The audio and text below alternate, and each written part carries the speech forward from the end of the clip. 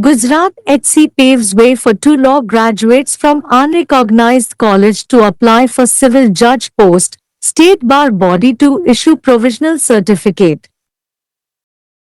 The Gujarat High Court on Monday, 24th February, directed the State Bar Council to issue provisional certificate of practice to two law graduates who completed their LL.B from an unrecognized institution so as to enable them to participate in the recruitment process to the post of civil judge.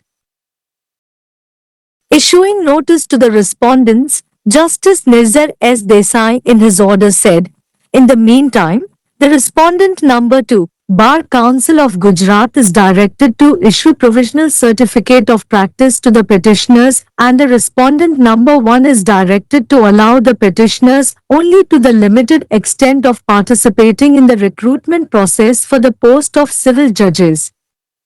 However, no appointment shall be given to the petitioners even if they succeed, till the issue about the recognition of the college from where the petitioners have studied is decided by the court.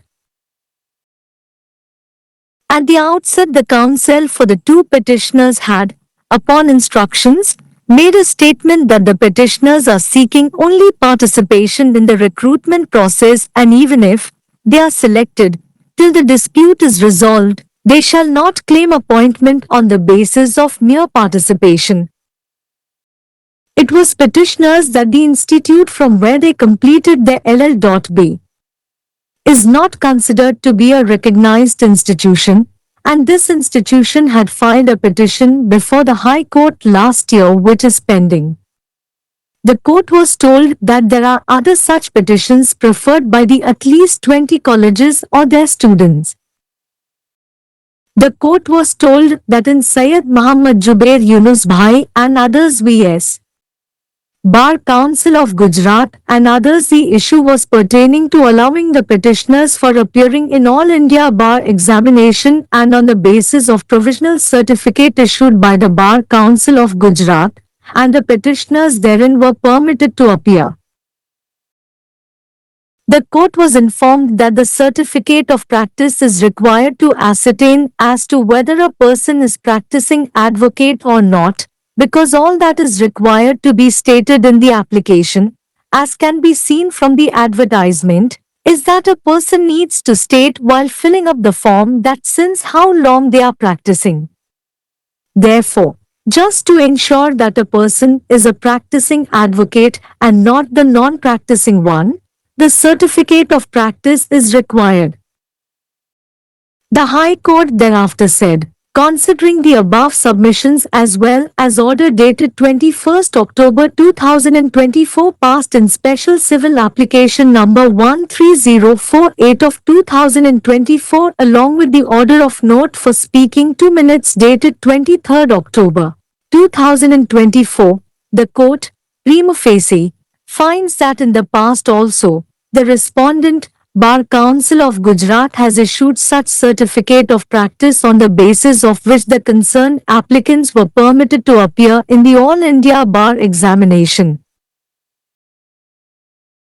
Here the purpose may be different but at the same time, the fact remains that the petitioners who have studied from a college which is now facing the issue related to recognition and for which the petition is pending before this court wherein the relief is granted, the present petitioners also deserve to be considered for the grant of relief, simply for the reason that at the outset, a statement is made by learned advocate Mr. Jha that the petitioners only seek participation in the recruitment process and until the issue about recognition is decided, the petitioner shall not claim appointment on the post even if they are selected.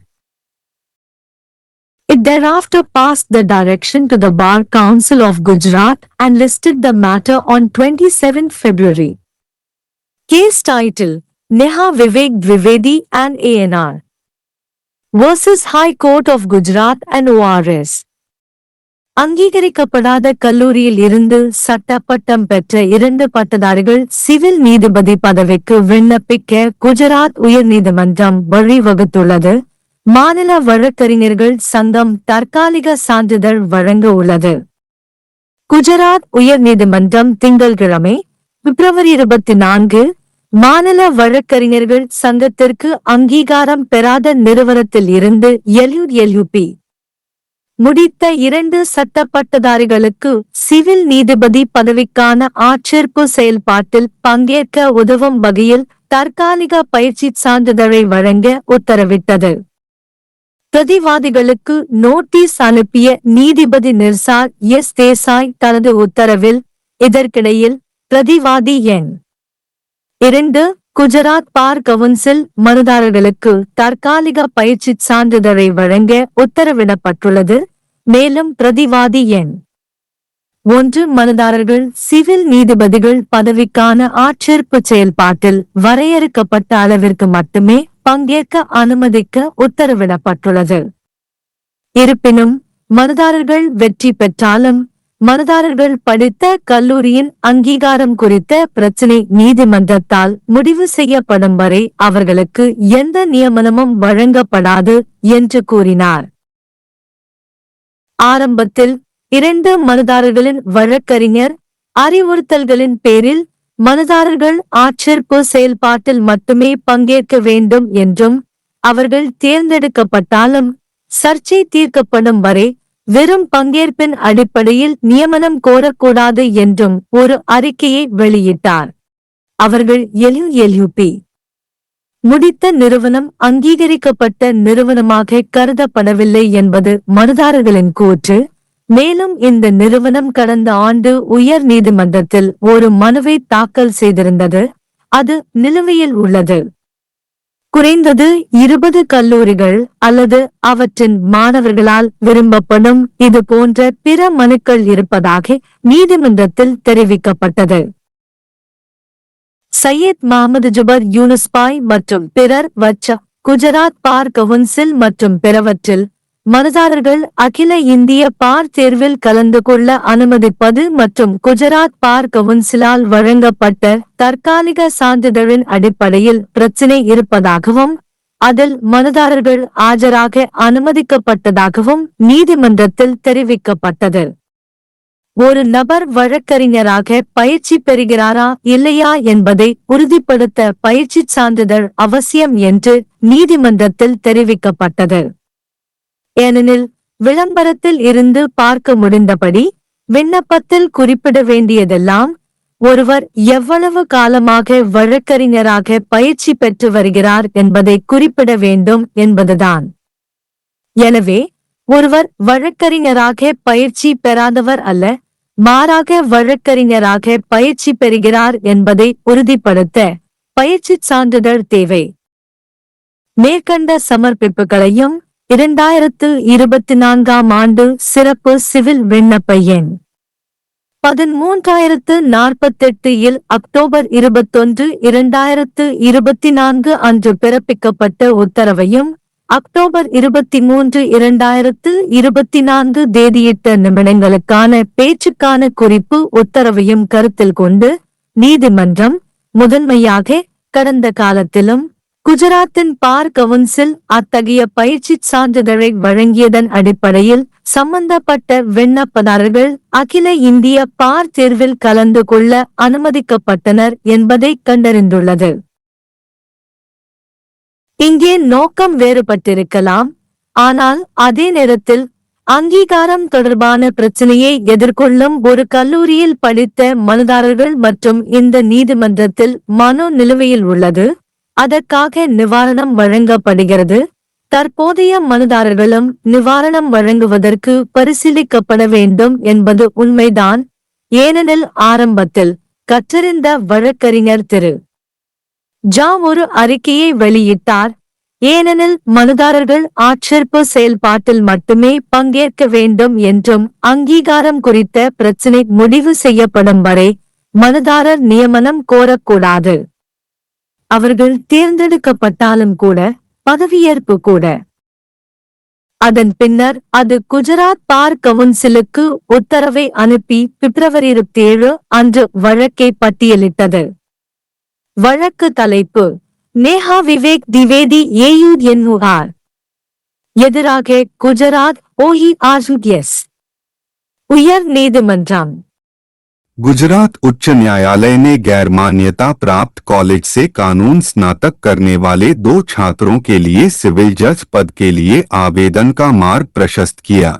राज्य बार निकाय जारी करेगा provision certificate.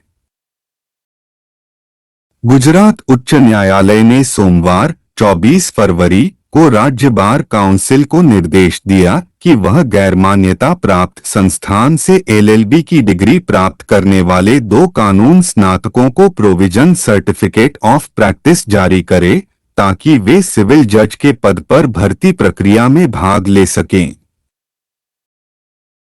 प्रतिवादियों को notice जारी करते हुए न्यायमूर्ति निर्जर S Desai ने अपने आदेश में कहा, इस बीच प्रतिवादी संख्या 2 गुजरात बार काउंसिल को याचिकाकर्ताओं को प्रोविजन सर्टिफिकेट ऑफ प्रैक्टिस जारी करने का निर्देश दिया जाता है और प्रतिवादी संख्या 1 को निर्देश दिया जाता है कि वे याचिकाकर्ताओं को सिविल जज के पद के लिए भर्ती प्रक्रिया में भाग लेने की सीमित सीमा तक ही अनुमति दें। हालांकि याचिकाकर्ताओं को तब तक कोई नियुक्ति नहीं दी जाएगी, भले ही वे सफल हो जाएं, जब तक कि जिस कॉलेज से याचिकाकर्ताओं ने पढ़ाई की है उसकी मान्यता के मुद्दे पर न्यायालय द्वारा निर्णय नहीं ले लिया जाता।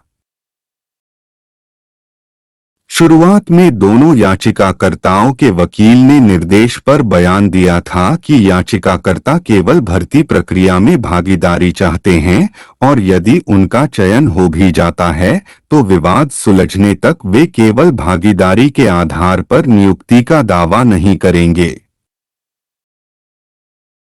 याचिकाकर्ताओं का कहना था कि जिस संस्थान से उन्होंने एलएलबी की पढ़ाई पूरी की है उसे मान्यता प्राप्त संस्थान नहीं माना जाता है और इस संस्थान ने पिछले साल उच्च न्यायालय में याचिका दायर की थी जो लंबित है। अदालत को बताया गया कि कम से कम 20 कॉलेजों या उनके छात्रों द्वारा ऐसी अन्य याचिकाएं दायर की गई हैं। अदालत को बताया गया कि सैयद मोहम्मद जुबैर यूनुस भाई और अन्य बनाम बार काउंसिल ऑफ गुजरात और अन्य मामले में मामला याचिकाकर्ताओं को अखिल भारतीय बार परीक्षा में बैठने की अनुमति देने से संबंधित था और बार काउंसिल ऑफ गुजरात द्वारा जारी किए गए अनंतिम प्रमाण पत्र के आधार पर याचिकाकर्ताओं को इसमें बैठने की अनुमति दी गई थी। अदालत को बताया गया कि प्रैक्टिस सर्टिफिकेट की आवश्यकता यह पता लगाने के लिए होती है कि कोई व्यक्ति प्रैक्टिसिंग एडवोकेट है या नहीं, क्योंकि आवेदन में केवल इतना बताना होता है, जैसा कि विज्ञापन से देखा जा सकता है कि व्यक्ति को फॉर्म भरते समय यह बताना होता है कि वह कितने समय से प्रैक्टिस कर रहा है। इसलिए यह सुनिश्चित करने के लिए कि कोई व्यक्ति प्रैक्टिसिंग एडवोकेट है और नॉन प्रैक्टिसिंग एडवोकेट नहीं है, प्रैक्टिस सर्टिफिकेट की आवश्यकता होती है। इसके बाद उच्च न्यायालय ने कहा, उपर्युक्त प्रस्तुतियों के साथ साथ विशेष सिविल आवेदन संख्या 13048/2024 में पारित दिनांक 21 अक्टूबर 2024 के आदेश तथा दिनांक 23 अक्टूबर 2024 के मिनट्स पर टिप्पणी के आदेश पर विचार करते हुए न्यायालय ने प्रथम दृष्टया पाया है कि पूर्व में भी प्रतिवादी बार काउंसिल ऑफ गुजरात ने इस प्रकार का प्रैक्टिस सर्टिफिकेट जारी किया है, जिसके आधार पर संबंधित आवेदकों को अखिल भारतीय बार परीक्षा में बैठने की अनुमति दी गई थी। यहाँ उद्देश्य भिन्न हो सकता है, लेकिन साथ ही तथ्य यह है कि याचिकाकर्ता जिन्होंने एक ऐसे कॉलेज से पढ़ाई की है जो अब मान्यता से संबंधित मुद्दे का सामना कर रहा है और जिसके लिए याचिका इस न्यायालय के समक्ष लंबित है, जिसमें राहत प्रदान की गई है, वर्तमान याचिकाकर्ता भी राहत प्रदान करने के लिए विचार किए जाने के पात्र हैं। केवल इस कारण से कि शुरू में विद्वान अधिवक्ता श्री झा द्वारा एक बयान दिया गया है कि याचिकाकर्ता केवल भर्ती प्रक्रिया में भागीदारी चाहते हैं और जब तक मान्यता के मुद्दे पर निर्णय नहीं हो जाता, याचिकाकर्ता नियुक्ति का दावा नहीं करेंगे। यदि उनका चयन हो भी जाता है तो भी वे पद पर बने रहेंगे। इसके बाद न्यायालय ने गुजरात बार काउंसिल को निर्देश दिया और मामले को 27 फरवरी के लिए सूचीबद्ध कर दिया। केस का शीर्षक नेहा विवेक द्विवेदी एवं अन्य बनाम गुजरात उच्च न्यायालय एवं अन्य।